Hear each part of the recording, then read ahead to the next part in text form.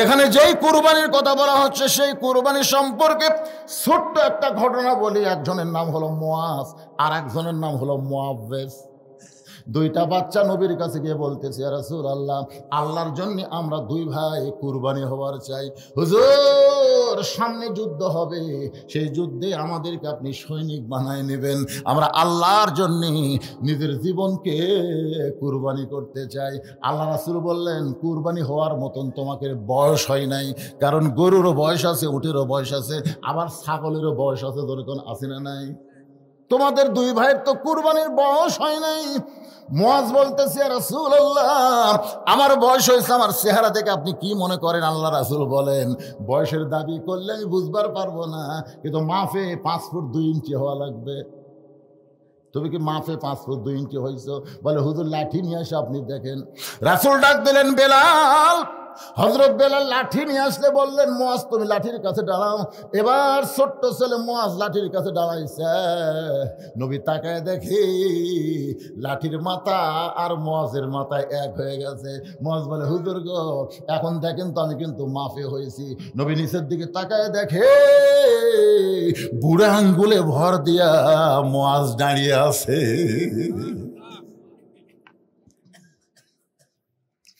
রাসূল বললেন, মুয়াজ রে, তুমি মাফে হইতে পারবা না, কারণ পায়ের গোড়ালি তোমার মাটির সঙ্গে নাই, বুড়া আঙ্গুলে ভর দিয়ে তুমি লম্বা হইছ। মুয়াজ বলতেছে, ওরা ফানা লাকা যিকরাক, ওগো নবী, আল্লাহ আপনাকে সবার উপরে রেখেছে, আপনি উপর দিকে দেখবেন, নিচের দিকে আপনি তাকাবেন না। নবী আমার মুয়াজকে বুকের সঙ্গে চাইবা ধরলে, মুয়াজ রে, দুনিয়ার মহব্বত তোদের কলিজার মধ্যে নাই, আল্লাহর জন্য নিজের জীবনকে কুরবানি করতে চাস, আমি নবী দোয়া করে দিলাম, আল্লাহ তোর নিয়তকে কবুল করে নে। কিন্তু মুআওয়াজ আর ছোট। মুআওয়াজ বলতেছে, হুজুর আমিও কুরবানি হওয়ার চাই। মুয়াজ বলতেছে, আমার চাইতে 3 বছরের ছোট, ওরে নিষেধ করলাম তুই আসিস না, কিন্তু আমার সঙ্গে দৌড়াদৌড়ি করে আইছে। মুআওয়াজ বলে, ইয়া রাসূলুল্লাহ, মুয়াজ আমার বড় হতে পারে, কিন্তু শক্তি আমার মতন নাই। বিশ্বাস না হলে আপনি কুস্তি লাগা দেন, দেখেন কার শক্তি বেশি। আমি ছোট হলে বেশি, আমার গাঁর শক্তি আছে। আল্লাহ রাসূল কৌতূহলে দুই ভাইরে কুস্তি লাগাই দিছে। মুয়াজ বলতেছে, কেরে মুআওয়াজ, তুই তো কোনোদিন আমার সঙ্গে পারবি না, আজকে নবীরে সাক্ষী রাইখা তুই আমার সঙ্গে কুস্তি লাগলি। মুআওয়াজ বলতেছে, ভাইজান তুমি কিন্তু মাফে হয়ে গেছো, তোমাকে আর নবী বাদ দিবার পারবে না, এখন তুমি একটু দুর্বল হয়ে আমাকে তোমার বুকের উপর উঠায় দাও। মুয়াজ কান্দের বলে, মুআওয়াজ রে, নবীর সামনে ধোঁকা করে কেমনে দিব, আমি নিজে দুর্বল হয়ে তোকে বুকের উপরে কেমনে তুলবো। মুআওয়াজ কান্দের বলে, ভাইজান আল্লাহ নবীকে সামনে দিক থেকেও আঘাত করলে তুমি সামনে দাঁড়াবার পারবা, আঘাত তোমার বুকে লাগবে, কিন্তু পিছন দিক থেকে যদি তীর মারে তখন বলো নবীর পিছনে কে দাঁড়াবে। নবীর ডান দিক থেকে যদি বর্ষা মারে তুমি ডান দিকে দাঁড়াবে, বাম দিক থেকে যদি তরবারে মারে বলো তো বাম দিকে দাঁড়াবে। তুমি নবীর সামনে, আমি নবী থাকবো নবীর পিছনে, তুমি ডানে আমি বামে, আমরা দুই ভাই আল্লাহ নবীকে এত ভালোবাসি, আল্লাহ নবীর জন্য আমরা কুরবানি হবার চাই।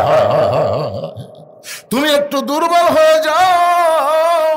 এবার মুয়াজ দুর্বল হয়ে মুআওয়াজকে যখন বুকের উপর উঠাইয়া দেয়, সঙ্গে সঙ্গে নবী বললেন, মা হাদান ইয়াদখুলুল জান্নাতা ইহুব্বা ইয়ারজি ইলা দুনিয়া ওয়ালা হুম আলাল আরদি মিন শাইইন ইল্লা শাহীদুন ইয়াতামান্না ইয়ারজি ইলা দুনিয়া ফায়াক্তাল আশারা মাররাতান লিমা ইয়ারা মিনাল কারামাতি। রাওয়াহুল বুখারী কিতাবুল মাগাজি। আল্লাহু আকবার। উম্মে ফজল হুসাইনকে কালো কাপড় নিচে ঢাইকা নবীর দরবারে নিয়ে এসে বলে, ইয়া রাসূলুল্লাহ, আপনি খুশি হন, আল্লাহ আপনাকে আবার একটা নাতি দিয়েছে। কিছুদিন আগে একজন নাতি হয়েছে, তার নাম হলো হাসান। ধরে কোন তার নাম কি? আবার একটা নাতি। নবী ছোট বাচ্চার মতন কান্না শুরু করে দিলেন। সমস্ত সাহাবীরা চিন্তা করে, উম্মে ফজলের কোলের মধ্যেই আছে নবীর নাতি, এখন পর্যন্ত নাতিরে দেখলো না, না দেখেই নবী কেন কান্নাকান্নি শুরু করে দিল। কিছু কিছু সাহাবী মনে মনে চিন্তা করতেছে, প্রথম নাতি হয়েছে, এইবারে হয়তো নাতনি চাইতো। নবী হয়তো মনে করছিল ফাতেমার পেট থেকে একটা নাতনি হোক। তখন তার আল্ট্রাসাউন্ড ছিল না যে সন্তান হওয়ার আগেই দেখবি বেটা না বেটি। কিন্তু নবী কেন কাঁদতেছে সাহাবীরা বুঝবার পারে নাই। মনের মধ্যে নানা রকম ধারণা। কিছুক্ষণ পর নবী দাঁড়ালেন, উম্মে ফজলের কোল থেকে হোসেনকে নিয়ে হোসেন কপালে একটা চুমু দিলেন। চুমু দেওয়ার পরে হোসেনকে আসমানের দিকে উঠায় বললেন, আল্লাহ তাআলা এই গোশতের টুকরাকে তুমি কুরবানি হিসেবে পছন্দ করেছো। আল্লাহ এই গোশতের টুকরা হোসেনকে বলতেছে, গোশতের টুকরাকে তুমি কুরবানি হিসেবে পছন্দ করেছো। সাহাবীরা বলে, ইয়া রাসূলুল্লাহ এইটা কি বললেন? আল্লাহ নবী বললেন, সাহাবীরা রে তোমরা সেদিন থাকবা না, আমি নবীও সেদিন থাকবো না। আমার এই হোসাইন বাতিলের বিরুদ্ধে লড়াই করতে গিয়ে নিজের জীবনকে আল্লাহর জন্য কুরবানি করে দিবে। এখানে কোরবানি মানে গরু খাসি কোরবানি নয়। এখানে কোরবানি অর্থ হলো বাতিলের বিরুদ্ধে হকের পক্ষে আমাদের জীবনকে আল্লাহর রাহে কোরবানি করা লাগবে। দেরি নাই, বাইতুল মুকাদ্দাস ওরা দখল করতে চাচ্ছে। আসলে বাইতুল মুকাদ্দাস কোনোদিন দখল করতে পারবে না, কিন্তু মুসলমানের রক্ত যাবে।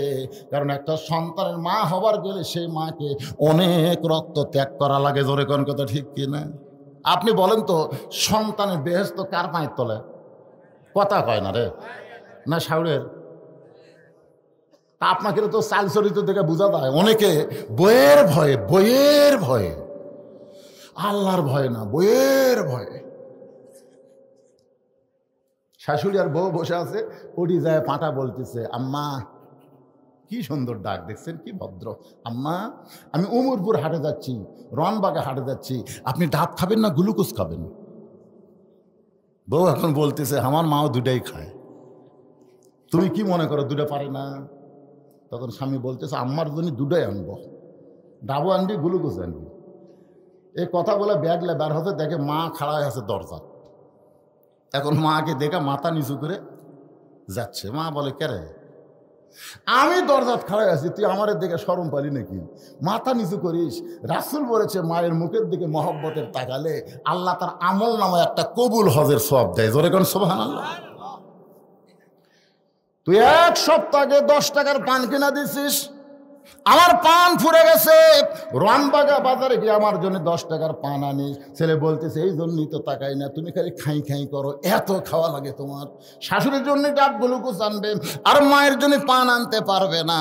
এরা আসলে বুঝতেই পারে না মা কি রত্ন। কি বলবো প্রসবের কথা, মা বিনে সেই ব্যথা কেউ তো বুঝিবে না। মাজন ঠেকিয়া সন্তানের দায়, অকালে মা মারা যায়, কেন সে মায়ের ভক্তি করো না। এমন দরদি ভবে কেউ হবে না আমার মা গো। আমি এর আগে যতবার ছিলাম পুরাইছি, আমি মায়ের কথা বলছি, কিন্তু তখন বুঝতে পারি নাই 23 সালের ডিসেম্বরের 25 তারিখে আমার মা যখন দুনিয়া থেকে বিদায় নিল রে, এরপরে যতবার আমি মা শব্দ উচ্চারণ করি আমি বুঝতে পারি আমার কেউ আর দুনিয়াতে না। 18 সালে আমার বাবা মারা গেছে, আর 23 সালে আমার মা মারা গেল।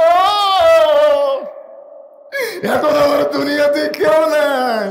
আমার একটা নাতি আছে, আমার মা বসে আছে, নাতি আমার মায়ের সামনে আমাকে বুড়া কইছে। যে বুড়া কইছে আমি তাকায় দেখি মার দু চোখ দিয়ে দর দর করে পানি পড়তেছে। আমি দৌড়ে গিয়ে বললাম, মা তুমি কান্দো কেন? মা বলে, আমার সামনে আমার ছেলেকে বুড়া বলবে। আমি মা জীবিত আছি আর আমার সামনে আমার ছেলেকে বুড়া বলবে? আমি আমার নাতিকে বললাম, ভাই আমার মায়ের সামনে আমার বুড়া বললাম, আমার মার কোলে যাই বড় কষ্ট লাগে।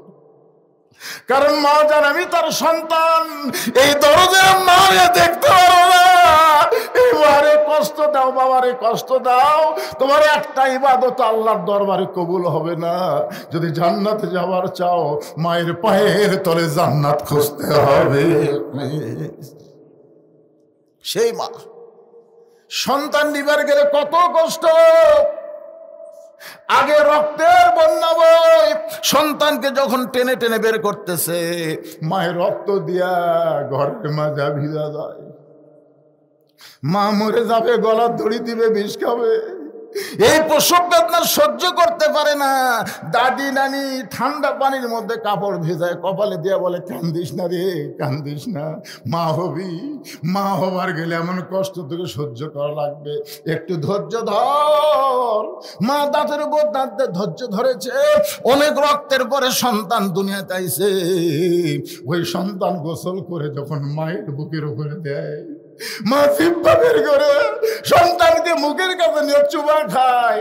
দাদি নানি তিরস্কার করে বলে, এর জন্য গলার দড়ি দিবার চাইলি, বিষ খাবার চাইলি, তারে আবার চুমা খাস কেন?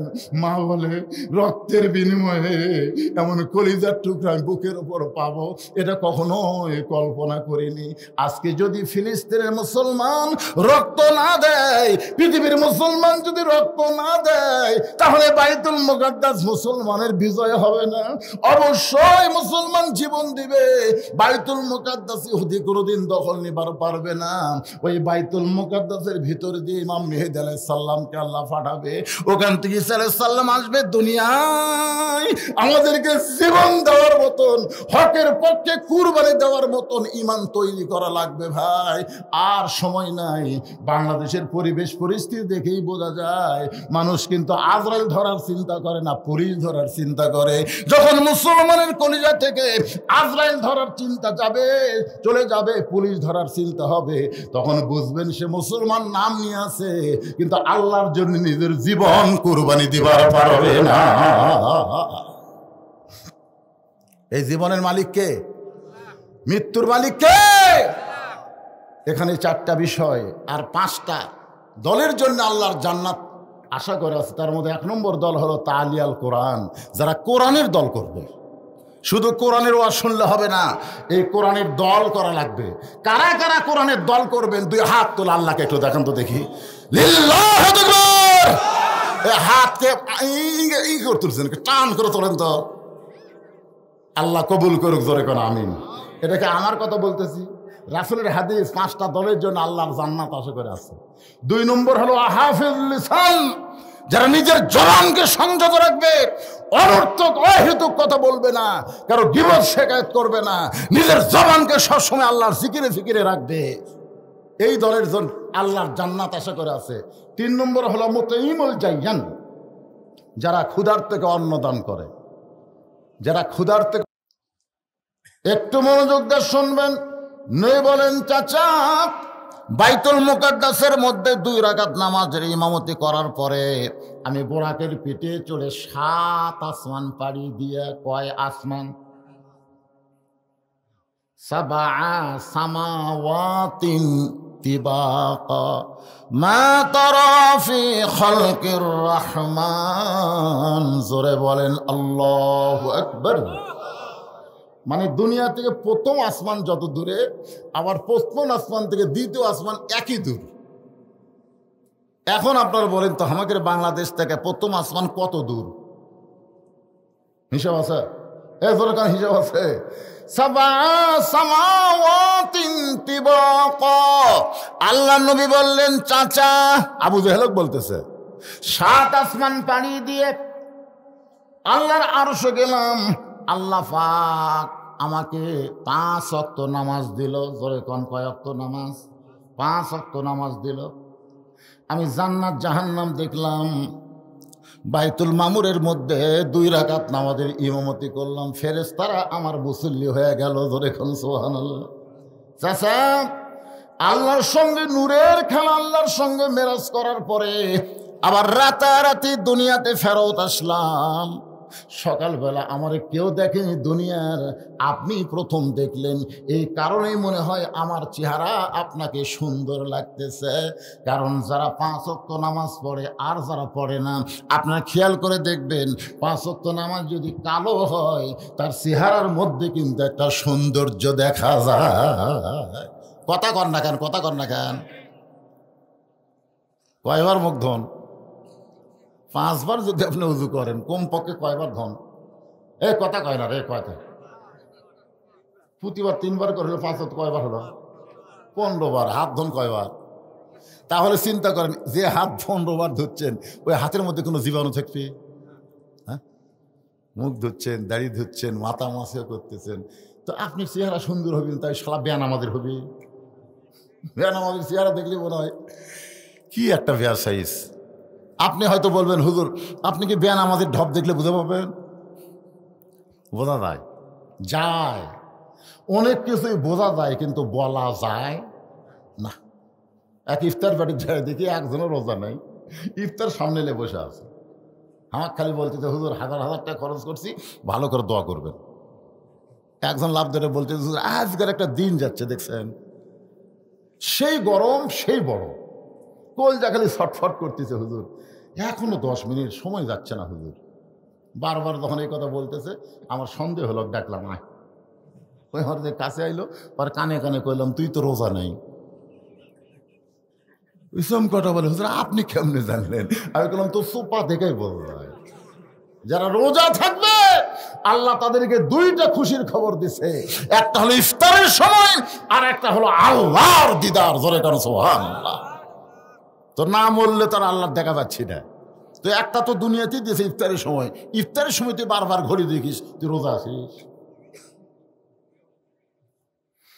একটু মনোযোগ দেবেন। আল্লাহ নবী বলেন, চাচা এই কারণেই মনে হয় আমার চেহারা দিয়ে নূর প্রকাশ পাচ্ছে, কারণ আল্লাহর সঙ্গে যেই খেলা খেলে আসলাম, সে খেলার নাম হলো নূরের খেলা। ধরে কোন কিসের খেলা? আর কাবার পাশে ফজরের ফরজ 2 রাকাত নামাজ পড়লাম, ওই নামাজের মধ্যে আল্লাহর সঙ্গে আবার দেখা হলো। রাসূল বলেছেন, আসসালাতু মিরাজুল মুমিনিন। ওগো উম্মতেরা মন খারাপ করো না। আমি নবী আল্লাহকে বললাম, আল্লাহ আমি যখন দুনিয়াতে গিয়া আমার উম্মতের কাছে বলবো আল্লাহর সঙ্গে আমার মিরাজ হয়েছে, তখন উম্মতেরা যদি বলে, হুজুর আপনি নবী হইয়া মিরাজ করলেন, আমরা তো কোনোদিন মিরাজ করতে পারবো না। আল্লাহ বলে, হাবিব রে, আপনি আমার কাছে এসে আপনার উম্মতের কথা আপনি বলেন নাই। ওগো নবী বলে দেবেন, আপনি করেছেন একবার, আর দৈনিক আপনার উম্মতেরা মিরাজ করবে 5 বার। কয়বার? তাহলে মসজিদে এসে নামাজ পড়লে কার সাথে দেখা হয়? দেখা আল্লাহর সাথে করবার। সে এত ছটফট করেন কে? এমপির কাছে, মন্ত্রীর কাছে কেউ যদি দেখা করবার যায়, ওই সময় নাই রে, সময় নেই, এমপি আমার সাথে দেখা করবে, ছটফট করিস কেন? তাহলে চিন্তা করেন, আল্লাহর ঘরের মধ্যে সে আল্লাহর সঙ্গে দেখা করবার সে ছটফট করেন কেন? সবচাইতে বড় বিরক্ত মানুষ নামাজে। এই জন্য আল্লাহ কোরআনে বলেছেন, ইয়া আইয়ুহাল্লাযীনা আমানুস্তাঈনু বিস-সাবরি ওয়াস-সালাহ। আমি আল্লাহর কাছে যদি কিছু পাবার চাও, তাহলে ধৈর্য আর নামাজের ভিতরে চাও। এখানে আল্লাহ বুঝাইলেন, নামাজ পড়বার গেলে ধৈর্যের দরকার আছে না নাই? দরকার আছে না নাই? সাহাবীরা বললেন, ইয়া রাসূলুল্লাহ, এমনভাবে তীর হযরত আলীর পিঠে ঢুকিছে, তীরের শলাকা ধরলি চিৎকার দিয়ে কান্দে। আল্লাহ রাসূল আফসোস করে বললেন, আমার আলীর পিছনে তীর কে মারল রে? আমার আলীর পিছনে তো আমার সাহাবীরাই থাকে। আলী থাকে সেনাপতি সবার সামনে। মুসলমানের যার নেতা হবে, সেনাপতি হবে, তাকে থাকা লাগবে সামনে। ধরে কোন কথা ঠিক কিনা? আর আমাকে নেতারা থাকে পিছনে, কর্মিক দেয় সামনে। মর দূরত্বটাই মর। কথা কন না কেন? এ পর্যন্ত যতগুলা গুলি খেয়ে মরছে, পুলিশের গুলি খেয়ে, নেতা মরছে। হযরত আলী সবার সামনে, পিছনে থাকে আমার সাহাবীরা। তাহলে আলীর পিছনে তীর কে মারলো? নবী যখন এই চিন্তা করতেছে, আল্লাহর জিবরাইল বলে, ইয়া রাসূলুল্লাহ, আলীর পিছনে কোনো কাফের তীর মারে নাই, আলীর পিছনে তীর মারছে মুনাফিক। ওরা মুসলমান সাইজে ইসলামের ক্ষতি করতে গিয়া, কারণ আলীরে ঘায়েল না করলে ইসলামকে ঘায়েল করা যাবে না। ওদের মাথায় টুপি ছিল, মুখে দাড়ি ছিল, পরনে জুব্বা ছিল, কিন্তু এরা মুসলমান নয়, এরা হলো মুনাফিক। এমন সময় আল্লাহ তাআলা কোরআনের আয়াত নাজিল করলেন, আমিনান নাসি মাইয়াকুলু আমান্না বিল্লাহি ওয়া বিল ইয়াউমিল আখিরি ওয়া মা হুম বিমুমিনিন। অনেক মুসলমান আছে যারা বলে আমরা আল্লাহ বিশ্বাস করি, আখিরাতকে বিশ্বাস করি। আল্লাহ বলে যে তোরা মুমিনই না, মুসলমান কেমনে হবি? এরকম মুনাফিক আছে না নাই? পিছন দিক থেকে মারা। আল্লাহ নবী বলেন, আলী রে কষ্ট দিও না। আলী যখন নামাজের ভিতরে থাকবে ওই তীরটা তখন টেনে বের করো। আল্লাহর নবী ইমামতিতে হযরত আলী যখন নামাজের ভিতরে, দুইজন সাহাবী পিঠের উপরে দুইটা পা দিয়া এত জোরে তীর টান মারছে, তীর শুধু বের হয় নাই, তীরের সঙ্গে গোস্ত পর্যন্ত ছিঁড়াইছে। নামাজ শেষ করার পরে রাসূলুল্লাহ আলী রে তীরের শলাকায় হাত দিলি, চিৎকার দেয়া কান্দ। এখন সেই তীর বের হলো, তীরের সঙ্গে গোস্ত ছিঁড়াইলো, তুমি তখন ছেলে কোথায়? আলী বলতেছে, নবী গো, আমি তখন আল্লাহর মিরাজে ছিলাম। এক জগ পানির মধ্যে এক মুষ্টি চিনি ঘন্টন মারলে ওই পানির মধ্যে চিনি যেমন বিলীন হইয়া যায়, ওই চিনিকে যেমন পানি থেকে আর আলাদা করা যায় না। আল্লাহর কোনো বান্দা যখন নামাজের মধ্যে শামিল হয়, ওই বান্দাটা আল্লাহর ভিতরে নিজ কেমনভাবে বিলীন করে দেয়, গোটা দুনিয়াও যদি তাকে দিবার চান, তার জীবনে একটা ওয়াক্ত নামাজ সেই ছাড়বে না। জোরে কোন কথা ঠিক কিনা? বিশ্বাস যদি না হয়, যারা 5 ওয়াক্ত নামাজ ধরছেন, একদিন এশার নামাজ না পড়ে আপনি ঘুমাতে যাবেন, একদিন দেখেন তো ঘুম ধরে কিনা। একটা নামাজের কথা কয় না রে বারে, একদিন দেখবেন তো, চেষ্টা করে ঘুম ধরবে? ধরবে? খুবই ঘুমের বড়ি খাবেন তো, তাহাও ধরবি না। খালি ছটফট ছটফট, গাও চুলকবি, মাথা চুলকবি। যেই 4 রাকাত এশার ফরজ পড়ে ভেতরে পড়ে শুতলে ঘুম আল্লাহ দিয়ে দিছে। জোরে কোন সুবহানাল্লাহ। হ্যাঁ, নামাজ একটু মনোযোগ দিয়ে শুনবেন। 1 নম্বর, ইন্না সলাতি, এই নামাজ সম্পর্কে আপনাদের সামনে ওয়াজ করতেছি। আল্লাহর নবী বললেন, চাচা এই কারণেই আমার চেহারা হয়তো আপনাকে ভালো লাগতেছে। সঙ্গে সঙ্গে আবু জেহেল বলতেছে, তুই পাগল। নবী চুপ করছে। এখনই প্রশংসা করলেন, আমি খুবই সুন্দর, আর এখনই কোন পাগল। তাই পাগল বলার কারণ হলো, আমি জীবনে 2 বার বাইতুল মুকাদ্দাসে গেছি। কয়বার? যেখানে যাইতে লাগে 30 দিন, আসতে লাগে 30 দিন। আর তুই আজকে রাত্রেবেলা ওখানে নামাজ পড়াছিস, আবার সকালবেলা আমার সাথে গল্প করতেছিস। তুই আল্লাহর আরশে গেলি কি না গেলি, 5 ওয়াক্ত পালি না 50 ওয়াক্ত পালি, সেটা আমার জানার কথা না। তুই বাইতুল মুকাদ্দাসে কেমনি গেলি রে? যাইতে লাগে 30 দিন, আসতে লাগে 30 দিন। আর তুই কইলি আজকে রাত্রেবেলা নামাজ পড়া, সকালবেলা আমার সাথে কথা বললি, এই গাঁজা খুরি গল্প করতেছিস। এই কথা বলে আবু জেহেল দৌড়। পিছন দিকে নবী বলে, চাচা দৌড়েন কেন? দৌড়েন কেন? আপনি আমাকে 100 বার পাগল বলেন, অসুবিধা নাই। আপনার মুখে পাগল শুনলে আমার কোনো কষ্ট হয় না, বলেন। কারণ যে নবীর শত্রু সে যদি পাগল কয়, কষ্ট আছে। যেরকম কালকে জায়েদ খানা কাঁড়িয়ে সিনেমার হচ্ছে সবচাইতে জঘন্যতম নায়ক, কেউ চিনে না। এই শালা ভাইরাল হওয়ার জন্য কইছে ইমামরা সব শালা, এই শালা ইমাম। এরা নাকি এরকে চরিত্রে এমন একটা কথা বলছে, যে কথাটা আমি এখানে উচ্চারণ করে পারতেছে না। সব ইমামকে শালা কইছে। ভাইরাল হবে, নাম কি কেউ চিনে না। এখন আর ইয়ং জেনারেশন ওই জায়েদ খানক চেনে, এরা শাকিব খানক চেনে, শাকিব খান। তো একটু চিন্তা করে দেখেন, আবু জেহেল ভাইরাল হওয়ার জন্য, জোরে কান কি হওয়ার জন্য? আল্লাহ নবীরে পাগল কইছে।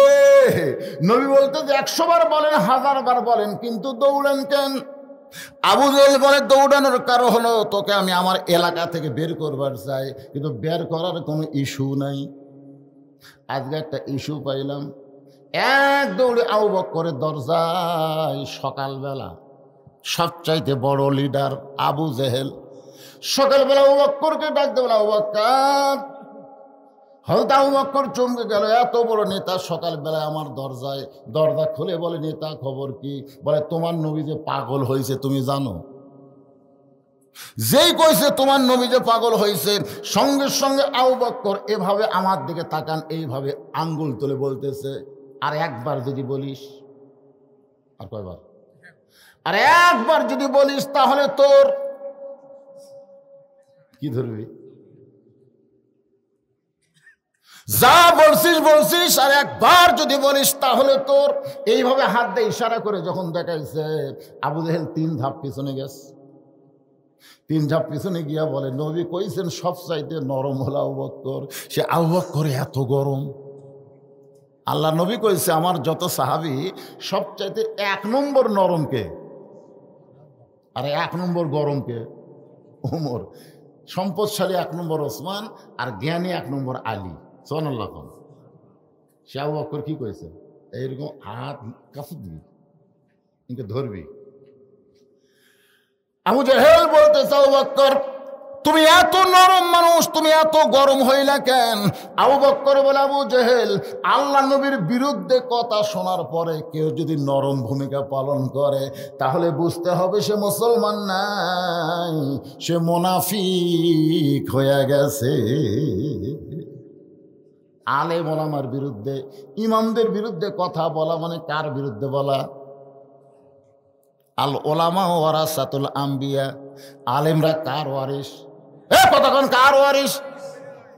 সমস্ত ইমামকে শালা কইছে, সমস্ত ইমামকে লাওয়াতাতকারী, পুরুষ ধর্ষণকারী বলেছে।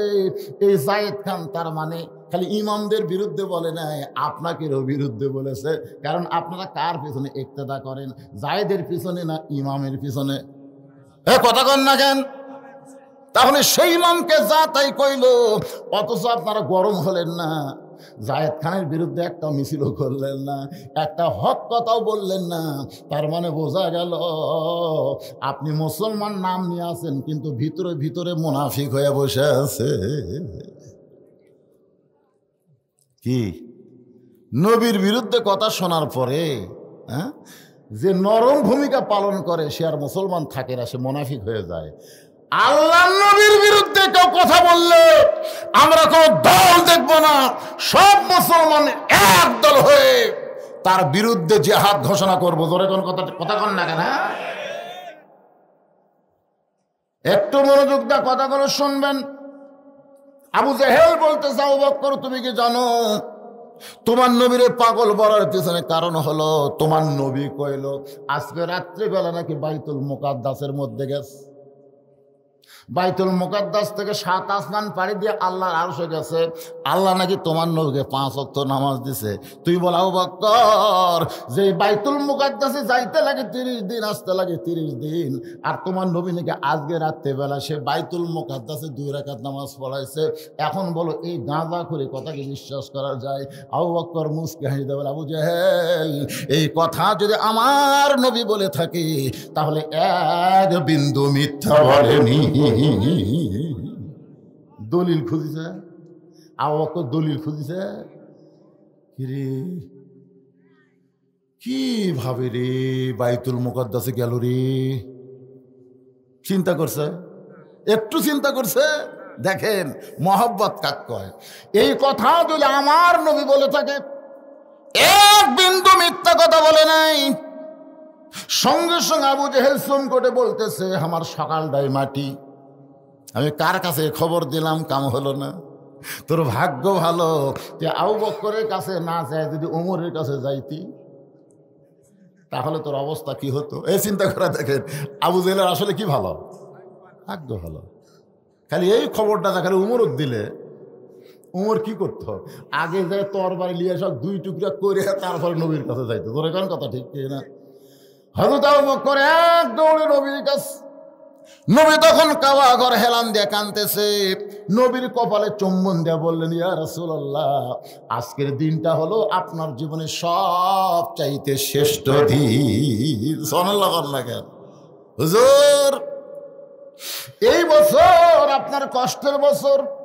আমি আবু বকর মনে করেছিলাম আমার নবীকে আল্লাহ এত কষ্ট কেন দিচ্ছে। এই বছরে আপনার চাচা আবু তালেব মারা গেছে, এই বছর আপনার দরদের বিবি খাদিজা মারা গেছে, এই বছর আপনি তাইফের ময়দানে গেলেন, তাইফবাসী আপনাকে এত পাথর মারল। আমি আবু বকর মনে করেছিলাম শুধু কষ্ট আর কষ্ট, কষ্ট আর কষ্ট, আমার নবীর জীবনে কি এত কষ্ট আল্লাহ দিবে?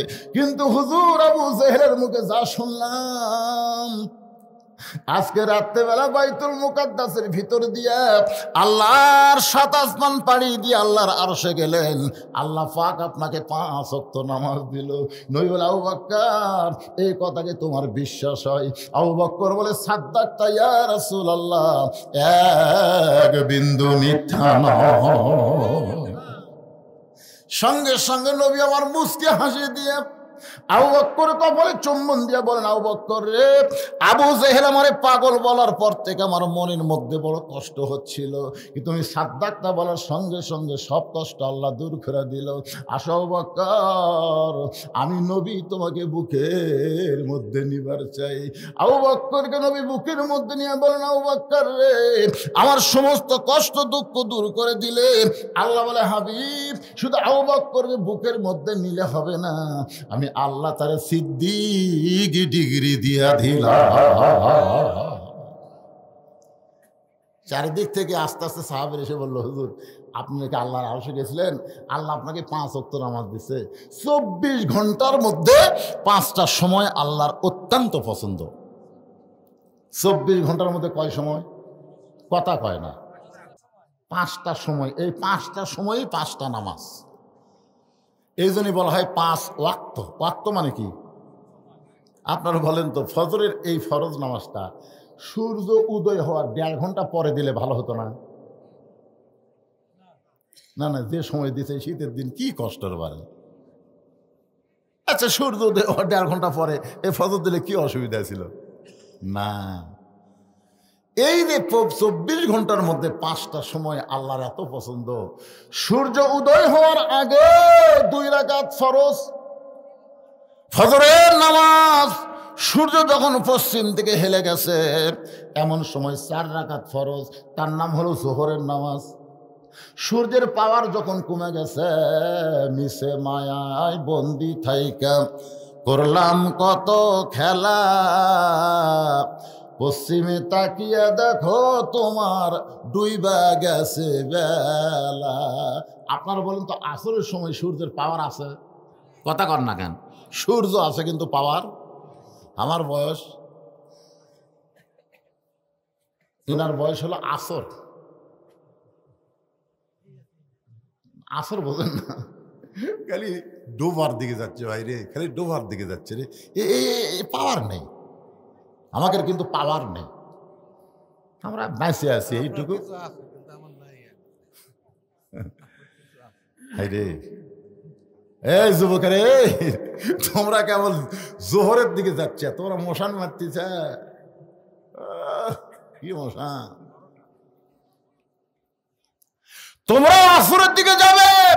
এক সময় আসর শেষ হলে সূর্য যেমন অস্ত যায়, আমাদের হায়াতের পঞ্জি তেমনি শেষের দিকে যাচ্ছে। জোরে কোন কথা ঠিক কি না?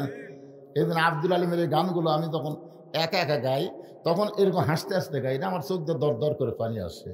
এক পলকের নাই ভরসা, মিশে সকল আশা, কখন বুঝি দারুণ ঝড়ে ভাঙবে তোমার বাসা, মিশে মায়াই বন্দি থাইকা, মিশে মায়াই বন্দি থাইকা করলাম কত খেলা, পশ্চিমে তাকিয়া দেখো ডুইবা গেল তোমার হায়াতের বেলা। সূর্য যখন অস্ত যাবে, সবচাইতে অল্প সময়ের মধ্যে যে 3 রাকাত ফরজ নামাজ পড়া লাগবে তার নাম হলো মাগরিবের নামাজ। জোরে বলেন, নাম কি? আপনি বলেন তো, মাগরিবের নামাজের সময় এত অল্প কেন? জানেন? না জানলে ডাহা কথা কবেন, জানি না। না না, অন্য নামাজের তো ওয়াক্ত একটু লম্বা নাই। আপনার এখন তো এই 4 ওয়াক্তর সময় কিন্তু একটু বেশি, কিন্তু মাগরিবের সময় কোনোদিন আপনার দেখছেন যে মাগরিবের আজান দেওয়া 15 মিনিট পরে জামাত হচ্ছে? আসরের আজান দেয় 15 মিনিট, জোহরের আজান দেয় 15 মিনিট, ফজরের আজান দেয় আধ ঘন্টা। ধরে কোন কথা, আপনারা আমার এলাকায় তো তাই হয়, আপনাকে এলাকার খবর কি একই হয় না? ফজর একটু সময় বেশি কেন দেয়? যে ঘুমোর থেকে উঠে সাইজ টাইজ হয়ে তারপরে মসজিদে যাওয়া লাগবে, এই জন্য মুয়াজ্জিনকে বলা হয়েছে আধ ঘন্টা আগে মার। তা আধ ঘন্টা আগে কি ওয়াক্তের আগে মারছে না ওয়াক্তের ভিতরেই মারছে? ওয়াক্তের ভিতরে আজান দেওয়া লাগবে, ওয়াক্তের বাইরে আজান দিলে হবে না। ওয়াক্ত তালাশ করা হলো ফরজ। তাহলে 4 ওয়াক্ত নামাজের আজান আগে হয়, কমপক্ষে 15 মিনিট পরে নামাজ হয়। কিন্তু মাগরিবের আজান দিয়া যদি মুয়াজ্জিন কয় আসরের মতন 15 মিনিট পর, এত ওয়াক্ত সময় কম কেন? আমি কিন্তু এই 5 ওয়াক্ত নামাজ খুব চিন্তা করে দেখছি, কে রে আসরের নামাজের পরে কোনো সুন্নত নফল নাই, ফজরের নামাজের পরে কোনো সুন্নত নফল নাই, কারণ কি? আপনি দেখেন জোহরের পরে সুন্নত নফল আছে না নাই? এশার পরে সুন্নত নফল বেতের আছে না নাই? মাগরিবের পরে সুন্নত নফল আওয়াবিন আছে না নাই? কিন্তু আসরের পরে নাই। আসরের নামাজ যেই ফরজ শেষ করলেন, সূর্য অস্ত যাওয়ার আগ পর্যন্ত আপনি কোনো সেজদা দিবার পারবেন না। জোরে কোন বারে কথা কন না কেন? আপনি যদি আসরের নামাজ আদায় করেন, মনে করছে আসর আদায় করছেন, করার পরে সূর্য অস্ত যাওয়ার আগে আর কোনো সেজদা দেওয়া, সেজদার ইবাদত শেষ। আবার ফজরের নামাজ আদায় করার পরে যদি ফজরের ফরজ নামাজ আদায় করেন, সূর্য উদয় না হওয়া পর্যন্ত আপনি আর কোনো সেজদা দিবার পারবেন কেন না? কেন চিন্তা করছেন? হুজুর আমরা পড়ি ঠিকই হুজুর, কিন্তু আমরা বুঝি না তো। আল্লাহুম্মা তাহলে আবু আবা রহমাতি 20 বছর হলে লোকটা বলতেছে ঢোকার সময়, আর বার হওয়ার সময় আল্লাহুম্মা ইন্নী আসআলুকা মিন ফাদলিক। তবে একদিন কলাম কে ভাই, এই যে দোয়া কয়ে ডান পায়ে ঢুকতেছেন, এই দোয়া কয়ে বাম পায়ে বের হচ্ছেন, এ দোয়া দুটার বাংলা অর্থ কি? হুজুর শুনে শুনে মুখস্থ করছি তো, খালি আরবি জানি হুজুর, বাংলা অর্থ জানি না। আর হিন্দু বলতেছে কে ভাই, আমার বাড়ি তো মুসলমানের উত্তর পাড়ায়, আমি মসজিদে ধাদ্যে যাই, যাওয়ার সময় মাঝে মধ্যে শুনি তোমাকে ইমাম সাহেব বলে সামি আল্লাহু লিমান হামিদা। এ হামিদা কার বউ রে? ওই এখন বলতেছে ভাই হামও তো হামিদা হামিদা শুনি, মানে হুজুরের চাচি হবি না মায়ের নাম হবি, কিন্তু হামিদা মানে কি এটা শালা জানে না। এইরকম কথা কর না কেন? খালি পড়লে হবে না তো ভাই, বুঝা পড়া লাগবে রে, পড়া বোঝা লাগবে। বুঝা পড়া না, পড়া বোঝা লাগবে। ছোটবেলায় আমি দেখছি আমার আব্বা আমাকে বলছে, আমার এখনো মনে আছে, আব্বাকে পড়ে আমি পড়তেছি ক খ গ ঘ উ, আব্বা কয় কাম করে তো কিছু করে, এই ধরে ধরা পড়, ধরে ধরা পড়। তাই মনে করে এখন মুখস্থ আছে, ধরা লাগবে কি? ক খ গ ঘ উ খালি সমানে পড়তেছি। কিছুক্ষণ পরে আব্বা এসব বই কাটে লেখ, ক লেখ লেখ।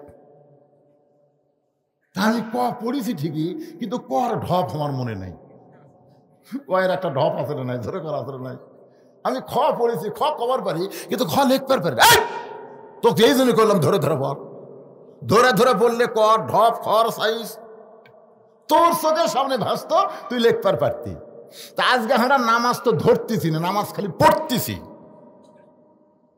আল্লাহ কয় নামাজের জোরে ফায়েশা কাজ যাবে দূরে, পাক কোরআনে রয়াছে ঘোষণা, এখন আকাম কুকাম নামাজ রোজা একসাথে বান্দিয়া বোঝা জাহান্নামে দিয়াছ রওয়ানা।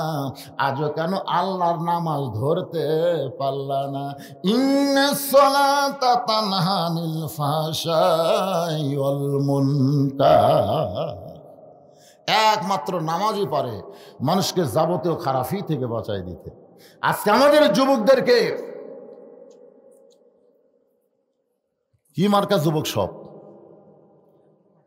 ডাবলু মার্কা না, মেসি মার্কা নেইমার মার্কা যুবকদেরকে যদি ভালো করবার চান, এরা তো রাত 10টার পরে জানলা দরজা বন্ধ করে কয় কেউ দেখতেছে না রে, বাপ মা তো ঘুমে গেছি, আর কম্বলের মধ্যে অকাম কর্ম দেখবি কে রে। এরাই কিন্তু দরজা জানলা বন্ধ করে সমানে খালি মুড়ি ছিঁড়িছে আর সিল মারছে। জোরে কোন কথা ঠিক কিনা? আর চারিদিকে তাকাচ্ছে না, দরজা বন্ধই আছে। এরা যদি নামাজ পড়তো তাহলে ওদের কাছে ইমান বলতো সিনাতাম ওয়ালা নাওম। তোমার আল্লাহ কিন্তু ঘুম পারে না। আল্লাহর ঘুম তো দূরের কথা, তন্দ্রা পর্যন্ত নাই। দরজা আল্লাহ বন্ধ করে তুমি অশ্লীল ভিডিও দেখতে, কেউ না দেখলো তোমার কে দেখতেছে? কথা কর না কেন, কে দেখতেছে? আর তোমার দুই কান্দের ফেরেশতা বসে নাই। দুই কান্দের ফেরেশতা যদি বলে আল্লাহ বাংলাদেশের নিয়ম হলো যে একটা ভোট দিবে তার বাপের পরিচয় দেওয়া লাগবে। একটা ভোট, বাপ কয়টা? এ জোরে কোন কয়? তাহলে একই বাপের বেটা আপনি একটা ভোট দিবেন। আপনি 10টা ভোট যখন দিচ্ছেন তখন আপনার এক বাপ আর নাই, আপনার 10 বাপ হয়ে গেছে। জোরে কোন কথা ঠিক কি না? তা নাই, ওই অবৈধ জাউরা সন্তান হয়ে গেছে। কথা কন না কেন? দরজা জানলা বন্ধ করে ও কাম করা যাবে না। বর্তমান প্রধানমন্ত্রী 564টা মসজিদ বানাইছে। আমরা অহংকার করে বলতে পারি পৃথিবীর কোন রাষ্ট্রের প্রধানমন্ত্রী এতগুলো মসজিদ তৈরি করে নাই যেটা বাংলাদেশের প্রধানমন্ত্রী করেছে। ধরে ঘন কথা ঠিক কিনা? আপনারা বলেন তো, আমাদের প্রধানমন্ত্রী কোন মসজিদের মধ্যে হানাফি ফতুয়া অনুযায়ী জামাতে নামাজ পড়বার পারবি? দেখছেন? আমাকে হানাফিরা ফতুয়া মারছে, মেয়া মানুষ মসজিদ ঢোকা চলবি না। ধরে কথা কন না কেন? মডেল মসজিদ বানাইছে, এত সুন্দর করে মসজিদ তৈরি করেছে, কিন্তু কয়েকটা মসজিদ আমি নামাজ পড়তে গেলাম, মুসল্লি নাই। আল্লাহ কয় প্রধানমন্ত্রী মসজিদ বানাইলা কিন্তু মুসল্লি বানাইলা না, খালি আইসা দেখো সাইজ হওয়া এখন ঠিক কি না। তুমি যখন চেয়ারে বসেছ, যখন তোমাকে চেয়ার দেওয়া হলো, তখন তোমার ওপর আল্লাহর হুকুম হলো আল্লাযীনা ইম্মাক্কান্নাহুম ফিল আরদ। মুসলমানের মধ্যে কাউকে যখন ক্ষমতা দেওয়া হয়, ক্ষমতার মালিক সেই না, ক্ষমতার মালিক হলো আল্লাহ। ক্ষমতা পাওয়ার পরে তার 1 নম্বর কাজ হচ্ছে আকামুস সালাত, নামাজ কায়েম করা। শুধু মসজিদ বানালে হবে না, মুসল্লি বানান লাগবে। জোরে কোন ঠিক কি না? যদি বর্তমান প্রধানমন্ত্রী আইন করে দেয় এত 100,000 কোটি টাকা খরচ করে মসজিদ বানানো রে, আর মসজিদে মুসল্লি হয় না, পুলিশ মৌলবি ধরার দরকার নাই, জঙ্গি ধরার দরকার নাই। সবচাইতে বড় জঙ্গি, সবচাইতে বড় জিএমবি, সবচাইতে বড় বদমাইশ, সবচাইতে বড় শয়তান হলো মসজিদে আজান দেওয়ার পরে মুসলমান দাবি করে যারা মসজিদের বেড়িয়া ঘরে, এরা হলো সবচাইতে বড় জিএমবি, সবচাইতে বড় সন্ত্রাসী। কথা কন না কেন? আজান দেওয়ার পরে যারা বেড়ে ঘুরবি, ওর ওই মডেল মসজিদের কাছে একটা বড় ঘর বানানো লাগবি। ওই ঘরের নাম হলো রিমান্ডের ঘর। ধরে কন কিসের ঘর? ধরে নিয়ে যায় পাশার কাপড় খুলে, পাশার চামড়ার উপরে, কাপড়ের উপর মারা হবে না, চামড়ার উপরে 10টা করে বাড়ি। ধরে কন কয়টা করে বাড়ি? প্রতি ওয়াক্ত 10টা।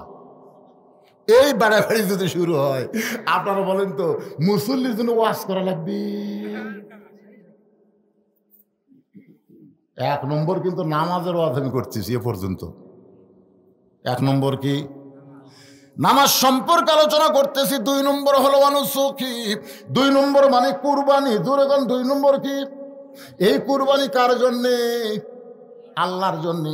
হয়তো অনেকে মনে করবেন হুজুর এই কুরবানি মানে হলো গরু কুরবানি, এই কুরবানি মানে ছাগল কুরবানি, এই কুরবানি মানে উট দুম্বা কুরবানি। বর্তমানে বাংলাদেশে যে কুরবানিগুলো দেওয়া হয় ঈদুল আজহার পরে মধ্যে, ওই কুরবানি অধিকাংশই হয়। কথা কয় না? আমি তো হিসাব করে দেখছি অধিকাংশই হয় না। আমাদের এলাকায় সবচেয়ে বড় হাটের নাম হলো ধাপের হাট। আপনাদের কোন হাট? ওমরপুর হাট। 1 সিং খাড়া, 1 সিং হালান, সামান্য ওই সিং লড়ে। তা আমার কাছে কয় হুজুর সিং তো 2টাই আছে, কিন্তু একটা একটু লড়তিছে, এটা কুরবানি হবে। তখন সময় কিন্তু আর 8 ঘন্টা পর আসরের নামাজ। 8 ঘন্টা পর কোন নামাজ? আসরের নামাজ। তাই আমি বললাম ভাই রে, সিং একটা খাড়া আছে, একটা লড়তিছে, এই গরু কুরবানি হবে কিনা শুনতেছে, তুমি জোহর না সরছা? হুজুর হাটত আসলে নামাজ হয়। আমি বললাম কে রে পাগলা, যেখানেই কুরবানির কথা আছে সেখানে আগে আল্লাহ নামাজের কথা কইছে। সূরা কাউসারের মধ্যে দেখো ফাসাল্লি রব্বিকা ওয়ানহার, আগে নামাজ তারপরে কুরবানি। আবার আজকে যে আয়াত দিয়ে তাফসীর করতেছি এখানে আগে নামাজ তারপরে কুরবানি। তুই জোহরের নামাজই পড়িস না, তুই লড়ে কি আর খাড়া কি রে, তুই তো কুরবানি হবি না, তোর আবার ফতোয়ার কি দরকার? যাই নামাজ পড়ে না তার সঙ্গে তার কুরবানি হবে, এ কথা বল না কেন? দুইজন মিলে কুরবানি দিচ্ছে, একজন নামাজে একজন বেনামাজি, আল্লাহ রাসূলের ফতোয়া অনুযায়ী তারও কুরবানি হবে। 7 জন মিলে দিচ্ছে। উমরপুরে সবচাইতে বড় মোটা তাদের আড়িয়া কিনতেছে, কিন্তু 7 জনের মধ্যে 6 জন হলো হালালু আর একজন হলো সুদারু।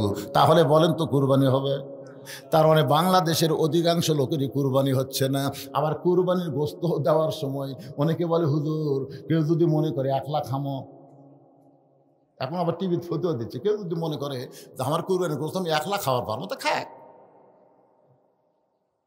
কুরবানি কার জন্য? নিজের জন্য না আল্লাহর জন্য? তো আল্লাহর জন্য তুমি কুরবানি দিবে। কুরবানি শব্দের অর্থ হলো ত্যাগ করা, কুরবানির শব্দের অর্থ হলো উৎসর্গ করা। তুমি যদি গরিবের অংশ গরিবদের না দিয়ে 1 লাখ খাও, মনে করো গোস্তর দাম বেশি, বাইরে ফ্রিজ কিনেছি, কিসের হাত আন্দাজে ভাগ করে দিয়ে দিলে খাই না, সেটা দিয়ে দিই যা। এখানে যেই কুরবানির কথা বলা হচ্ছে সেই কুরবানি সম্পর্কে ছোট্ট একটা ঘটনা বলি। একজনের নাম হলো মুয়াজ আর একজনের নাম হলো মুআওয়াজ। 2টা বাচ্চা নবীর কাছে গিয়ে বলতেছে, ইয়া রাসূলুল্লাহ, আল্লাহর জন্য আমরা 2 ভাই কুরবানি হওয়ার চাই। হুজুর সামনে যুদ্ধ হবে, সেই যুদ্ধে আমাদেরকে আপনি সৈনিক বানায় নেবেন, আমরা আল্লাহর জন্য নিজের জীবনকে কুরবানি করতে চাই। আল্লাহ রাসূল বললেন, কুরবানি হওয়ার মতন তোমাকে বয়স হয় নাই, কারণ গরুরও বয়স আছে, উটেরও বয়স আছে, আবার ছাগলেরও বয়স আছে, যেরকম আছে না নাই? তোমাদের 2 ভাইয়ের তো কুরবানির বয়স হয় নাই। মুয়াজ বলতেছে, ইয়া রাসূলুল্লাহ, আমার বয়স হয়েছে, আমার চেহারা দেখে আপনি কি মনে করেন? আল্লাহ রাসূল বলেন, বয়সের দাবি করলে আমি বুঝবার পারবো না, কিন্তু মাফে 5 ফুট 2 ইঞ্চি হওয়া লাগবে। তুমি কি মাফে 5 ফুট 2 ইঞ্চি হয়েছো? বলে হুজুর লাঠি নিয়ে আসে আপনি দেখেন। রাসূল ডাক দিলেন বেলাল। হযরত বেলাল লাঠি নিয়ে আসলে বললেন, মুয়াজ তুমি লাঠির কাছে দাঁড়াও। এবার ছোট্ট ছেলে মুয়াজ লাঠির কাছে দাঁড়াইছে। নবী তাকায় দেখি লাঠির মাথা আর মুয়াজের মাথা এক হয়ে গেছে। মুয়াজ বলে, হুজুর গো, এখন দেখেন তো আমি কিন্তু মাফে হয়েছি। নবী নিচের দিকে তাকায় দেখে বুড়া আঙ্গুলে ভর দিয়া মুয়াজ দাঁড়িয়ে আছে।